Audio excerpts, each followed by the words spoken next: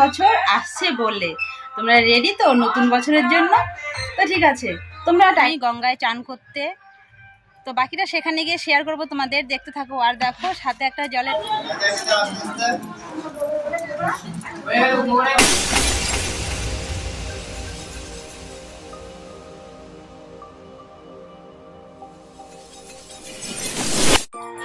Hello বন্ধুরা, তোমরা সবাই কেমন আছো? আশা করছি তোমরা সবাই খুব খুব ভালো আছো, আমিও ভালো আছি।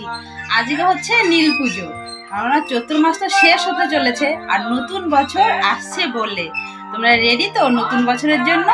তো ঠিক আছে, তোমরা টাইটেল থাম্বনেল দেখে বুঝতেই পারছো ভিডিওটা আজকে আমি কি নিয়ে শুরু করেছি। আর এখন বাজে বেলা 9টা, তো আমি এখন থেকে ভিডিওটা শুরু করলাম। আজকে নীল পুজোর দিন আমি কি করব, কোথায় যাব, পুরোটাই তোমাদের সঙ্গে শেয়ার করব। তোমরা ভিডিওটা দেখতে থাকো। চলো, সকালবেলা সব কাজ সেরে গুছিয়ে রান্না করে, তো দেখো এখন আমি যাচ্ছি। এখন পুরো দুপুরি হয়ে গেছে, 12টা বাজে। এখন যাব আমি গঙ্গায় চান করতে। তো দেখো একটা জল আনার জন্য একটা ড্রামও নিয়েছি, জল আনবো। তো চলো বাকিটা সেখানে গিয়ে তোমাদের সঙ্গে শেয়ার করব। তো টোটোতে বসে গেছি, যাচ্ছি সবাই মিলে আমরা গঙ্গায় চান করতে।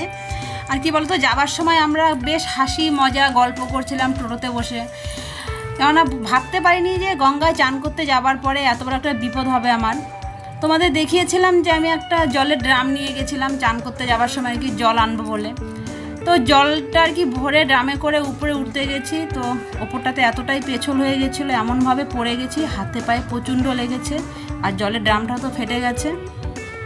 তো কোনো মতে একটু বসেছিলাম, বসে থাকার পর সব দিদিভাই একটু ফোঁটা নিল, তো আমাকেও একটু ফোঁটা দিয়ে দিল।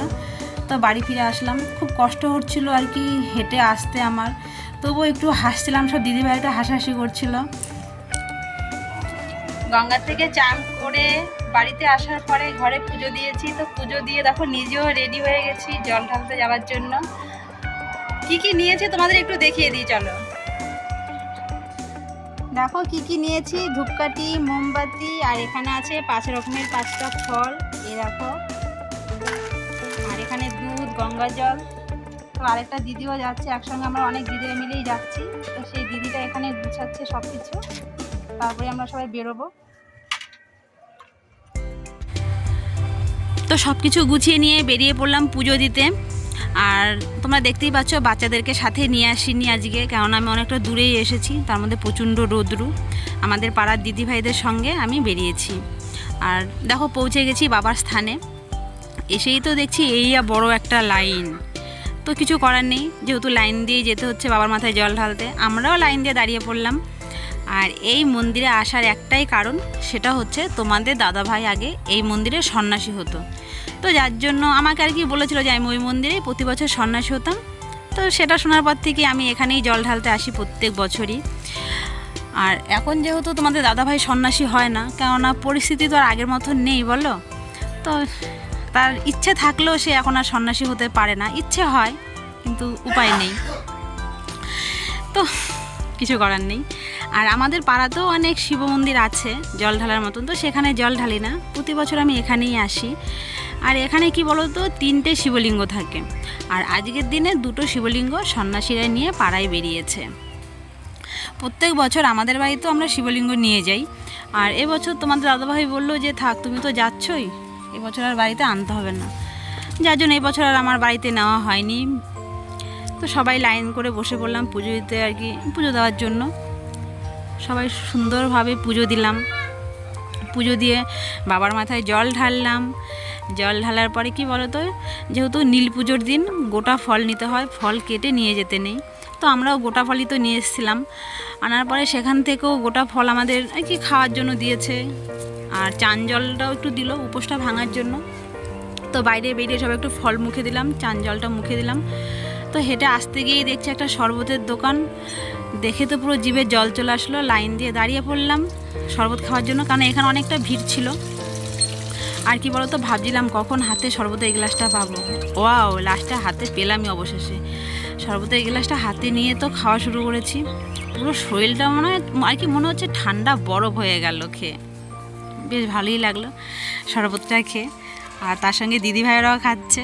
বলেছিলাম আরেক গ্লাস করে খাবো, দিদিভাইরা বলছে খাবে না, তো আমারও খাওয়া হলো না। তো অবশেষে উঠে পড়লাম লিফটে, কেননা হেঁটে আর আসতে পারছিলাম না, পা ব্যথা হয়ে গেছিলো, তার মধ্যে প্রচণ্ড রৌদ্র ছিল।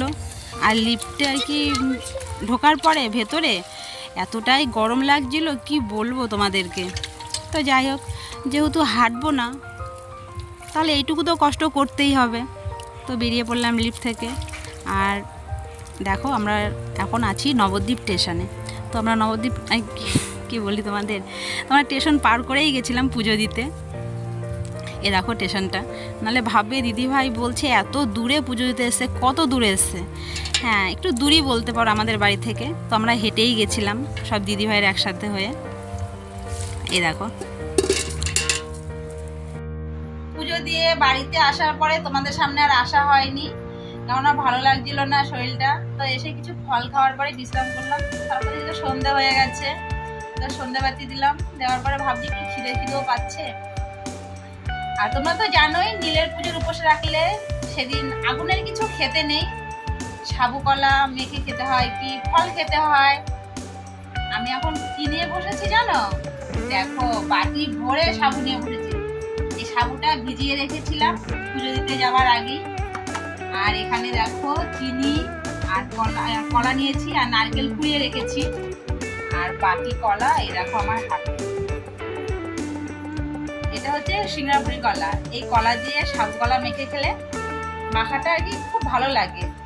আর কি বলতো, আমি যেহেতু দুধ দেবো না, আমি পেলে নারকেল দিয়ে আর কলা দিয়ে মেখে খাবো। আমি দুধ খেতে পারি না, কেননা দুধের গ্যাস আমি সহ্য করতে পারি না। তো যার জন্য পেলে কলা দিয়ে মেখে খাবো।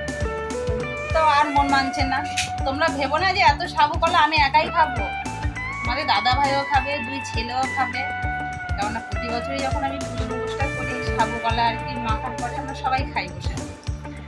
তো আর মন মানছে না, চলো মাখাটা শুরুই করে দিই। বলো, দেখো সাবু কলা মাখার পরে আমরা খেতেও বসে গেছি। এই দেখো 2 ছেলে খাচ্ছে। আর এই দেখো এটাতে যে মেখেছি, তো ভাবলাম এটার মধ্যে করেই আমি খেয়ে নেব। আর তোমাদের দাদা ভাইয়ের জন্য রেখেছি একটা বাটিতে, এই দেখো বাটিতে রেখে দিয়েছি। আর 2 ছেলেকে তো দিয়ে দিয়েছি, ওরা খাচ্ছে বসে বসে। আর এই দেখো আমি নিয়ে বসেছি।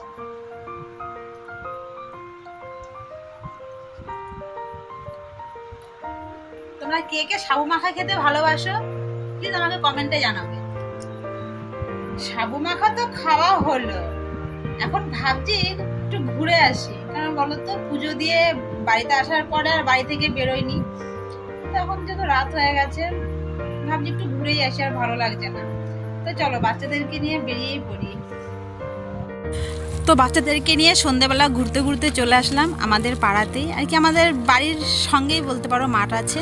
তো সেই মাঠে পাড়া সব ছেলেরা পুজো করছে, শিব পুজো, তো সেখানেই চলে এসেছি। তো এসে তো কি বলো তো, আমি ভাবতে পারিনি যে এখানে আজকে প্রসাদের আয়োজন করেছে, কারণ আমি তার বাড়ি থেকে বেরোইনি। দুপুরের পরে পুজো দিয়ে যে বাড়িতে ঢুকেছি আর বেরোইনি। এসে দেখছি পুরো টেবিল রেডি করে রেখেছে, বলছে প্রসাদ দেবে এখন, তো প্রসাদটা নিয়ে যেও। তো ভাবলাম যখন এসছি, যখন বাচ্চাদের কিনে তাহলে প্রসাদটা একটু নিয়েই যাই। খিচুড়ি পায়েসটা আগে নিয়ে এসছে, তরকারিটা আনতে গেছে, তরকারির জন্য বলছে অপেক্ষা করতে হবে, নিয়ে আসবে তারপরে প্রসাদ দেওয়া শুরু করব। কি করব, আর যেহেতু আমি খেতে পারবো না, ভাগেরটাও তো ছেড়ে লাভ নেই বলো, এনে রেখে দিয়েছি। আমি খাইনি অবশ্য, এনেছি দাও, বাচ্চারা খেয়েছে। তো লাইন দিয়ে দাঁড়িয়েছি, দাঁড়িয়ে প্রসাদ নিলাম। প্রসাদ নেওয়ার পরে আর এতটাই গরম ছিল, খিচুড়ি পায়েস কি বলবো তোমাদের, হাতে নিতে পারছিলাম না, বুঝতে পারছো? হাত পুরো মনে হচ্ছে গরমে পুড়ে যাচ্ছে। পায়েসের থেকে ধোঁয়া বেরোচ্ছে, খিচুড়ির থেকে ধোঁয়া বেরোচ্ছে, কি আর করা যাবে। তো নিয়েই নিলাম প্রসাদটা, নিয়ে চলে আসলাম বাড়িতে। ভিডিওটা আজকের মতন এখানেই শেষ করছি। ভালো লাগলে একটা লাইক করে দিও। সবাই ভালো থাকবে, সুস্থ থাকবে, আর আমাকে একটু সাপোর্ট করো। Tata, bye bye.